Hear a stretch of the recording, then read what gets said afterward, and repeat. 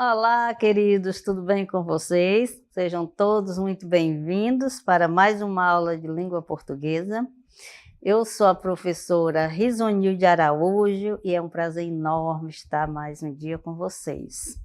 Então, hoje nós teremos, nossa revisão e avaliação, aula 68. Vamos começar, então? Então, na nossa revisão e avaliação, falaremos sobre figuras de linguagem, aquelas palavras ou expressões que nós utilizamos para dar mais ênfase, naquilo que nós queremos passar, não é isso? Então, vamos para nossas figuras de linguagem. O que elas representam? O que são essas figuras de linguagem? São recursos linguísticos que modificam os significados denotativos. Só lembrando por que modificam os significados denotativos. São os sentidos, literais das palavras. Aquele sentido que é único, Já que vai modificar, ela não vai mais ter aquele sentido, significado real, o que ela realmente representa. Então, aqueles significados convencionais, emprestando-lhes novas possibilidades de expressão. Então, quando eu utilizo esse recurso para modificar o sentido denotativo, que é o sentido real da palavra, como nós podemos dizer, o coração, nosso coração, alguém morreu do coração, no seu sentido denotativo, é o órgão do corpo humano, e eu posso utilizar essa mesma expressão, essa mesma palavra, dando outro sentido, mas não é mais o seu sentido real, literal, vai ser o sentido conotativo, ele vai representar outra forma de expressão, Meu coração está ardendo de alegria, Então, eu utilizei no sentido conotativo, meu coração está aos pedaços, Quando a pessoa está muito triste, diz que o coração está despedaçado, mas será, no seu sentido literal, se você tiver com o coração assim, claro que não vai resistir, mas não, eu utilizei com outro sentido, outro significado, no seu sentido conotativo, ok? Então, vamos ver que tipos de figuras de linguagem nós utilizamos. Tem as figuras de palavra, figuras de pensamento, figuras sonoras, figuras de sintaxe ou de construção. Então, elas são classificadas, as figuras de linguagem, destes tipos, Mas aqui nós iremos nos concentrar nas figuras de pensamento. Qual a função das figuras de pensamento? Ela tem como função dar ênfase às ideias e pensamentos através da expressão. Então, a figura de pensamento, ela vai dar ênfase a essas ideias. Então, a primeira figura de pensamento que nós iremos abordar será a hipérbole.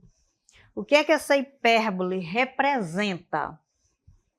É uma das figuras de pensamento que expressa o exagero de forma intencional, porque eu quero, O autor quis dar mais expressividade para aquilo que ela está falando, ou o que ele está falando, Então, não é uma intenção dele, fazer desta forma. Então, a hipérbole, ela representa um exagero naquilo que se vai dizer, Há 1000 anos atrás, eu fiz a minha tarefa.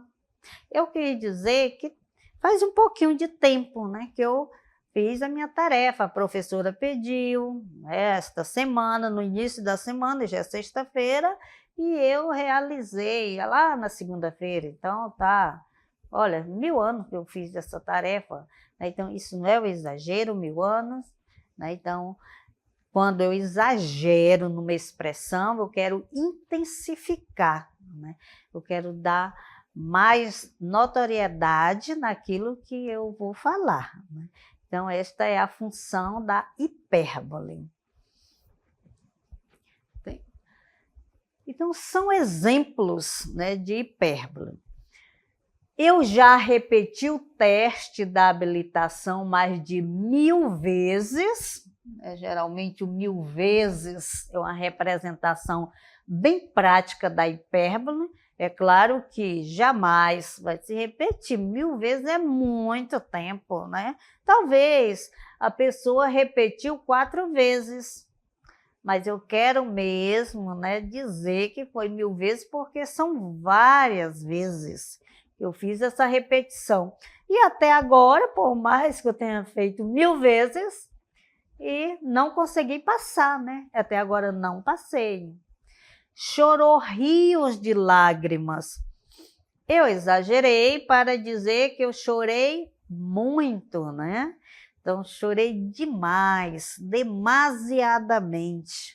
Então, quando eu chorei rios de lágrimas, é claro que eu não chorei tanto assim, né? Porque você chorar para encher assim, um lugar, né? Um depósito para parecer um rio, fica, né, muito delicada essa situação, né? Então, não acontece, mas exagerei porque eu queria dar mesmo ênfase a esta situação.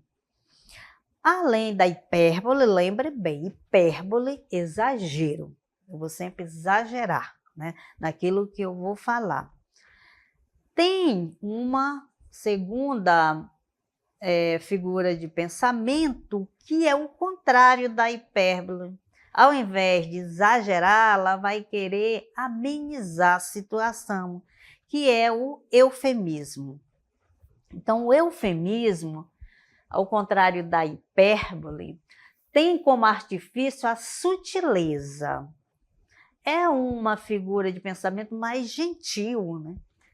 Nem sempre é utilizado para falar sobre uma situação aterrorizante, mas também serve para substituir um xingamento ou mascarar alguma informação. Então, ela serve também, né, além de amenizar uma situação ou uma expressão, né, que não é muito adequada, ela também é utilizada para substituir, né, um xingamento. De repente eu quero falar um palavrão, mas eu não quero, né, que saia esse palavrão da minha boca, eu vou utilizar uma palavra mais sutil. Então, o eufemismo, ele serve para amenizar a situação, né? A hipérbole para aterrorizar mesmo, para exagerar. Então, vamos observar os exemplos aqui do eufemismo. Minha secretária se apropriou do dinheiro de forma indevida. Olha, que bonitinho falar assim, né? Se apropriou do dinheiro de forma indevida. Dá até para pensar que não foi uma situação de roubo, né? Mas foi quando ela se apropria de uma coisa que não é dela, roubou, né? Então, aqui está amenizando esta palavra, ela veio, né, para deixar mais sutil aquela palavra roubou, né? Então, a secretária, ela se apropriou. De qualquer forma, ela pegou o que não era dela, né? Mas como eu quero amenizar, eu quero deixar mais ameno aquilo que vou falar, eu utilizei um eufemismo. Vânia passou dessa para melhor. Passou dessa para melhor. Será que é melhor mesmo, né? Ninguém quer passar dessa para melhor. Mas, né, a gente falar a palavra morreu, né? Dá assim um impacto grande, né? Morreu, então, eu vou utilizar o eufemismo, e eu posso dizer o quê para amenizar essa situação?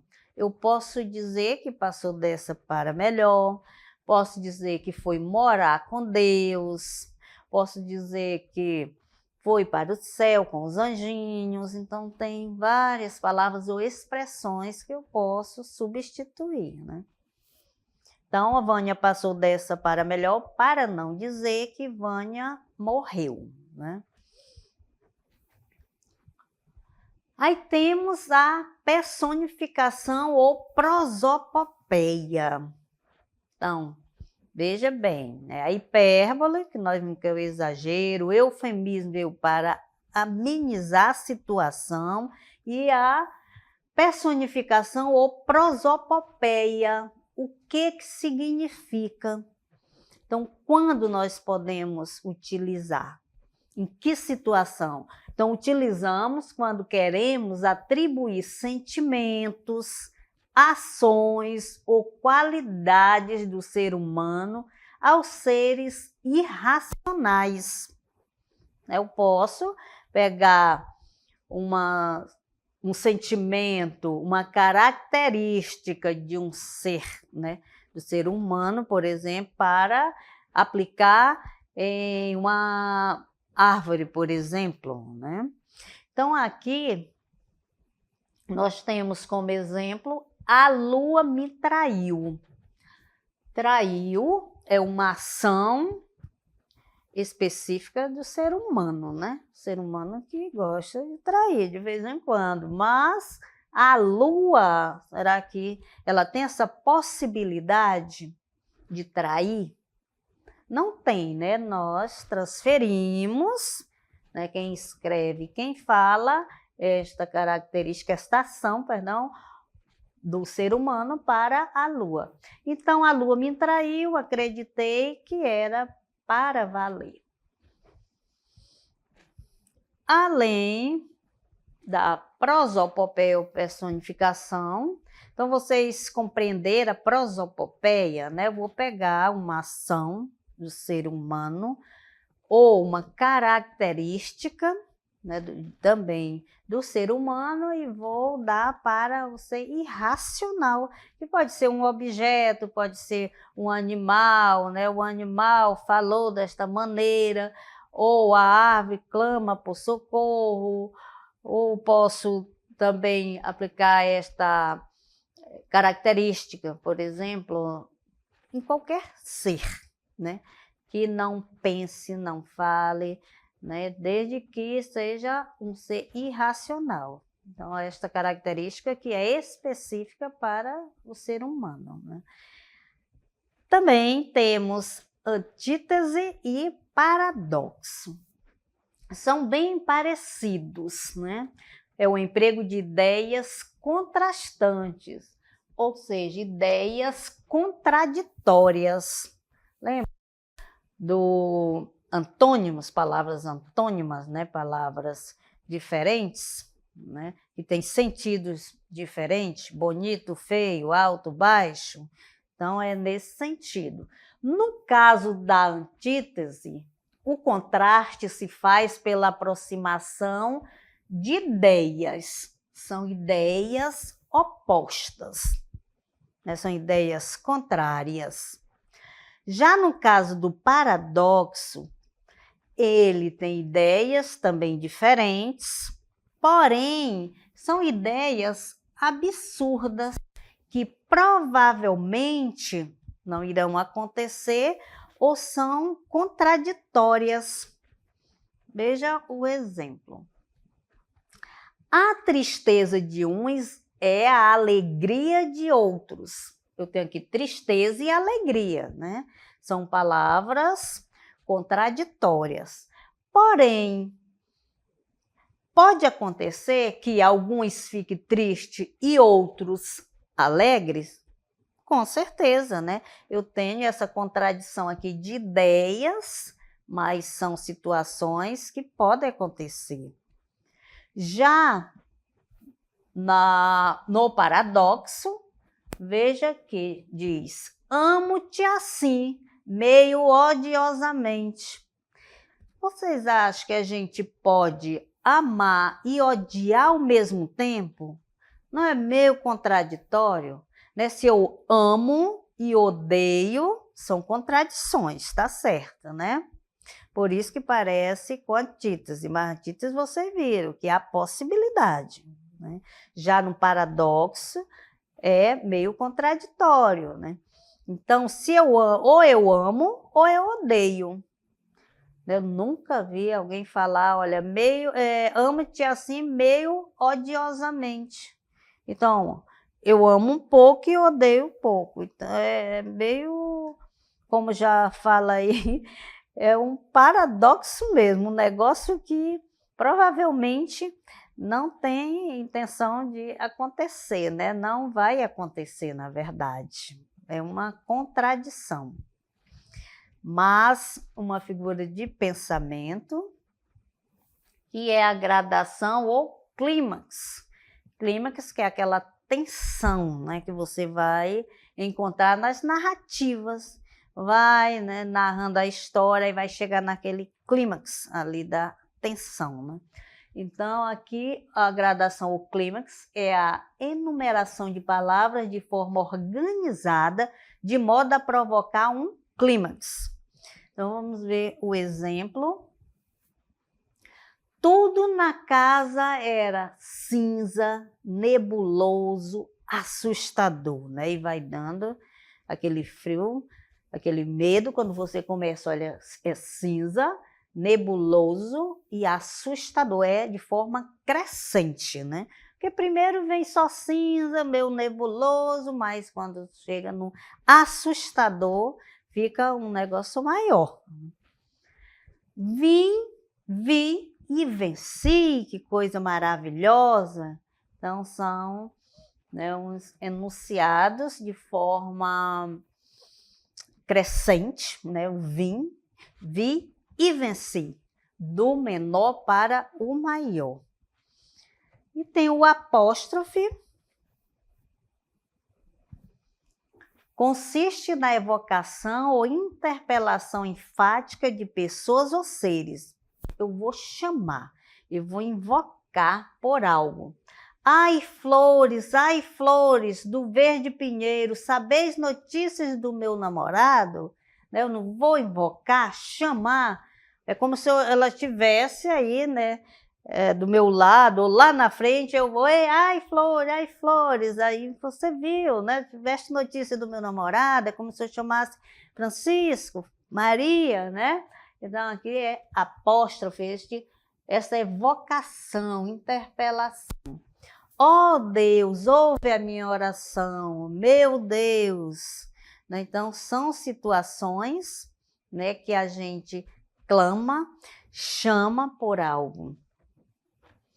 Neste caso, também chuva, peço que te retires, né? Então, eu invoquei, eu chamei, como é um vocativo, ó, chuva, né? Chamo por ela. No próximo exemplo, ó brisa do mar, traz de volta o meu amor. É como se eu chamasse, né? Ô João, traz de volta o meu amor. Lembro do vocativo, quando a gente invoca e chama o nome de alguém. Então, é assim, esta foi a nossa revisão, espero que vocês tenham compreendido.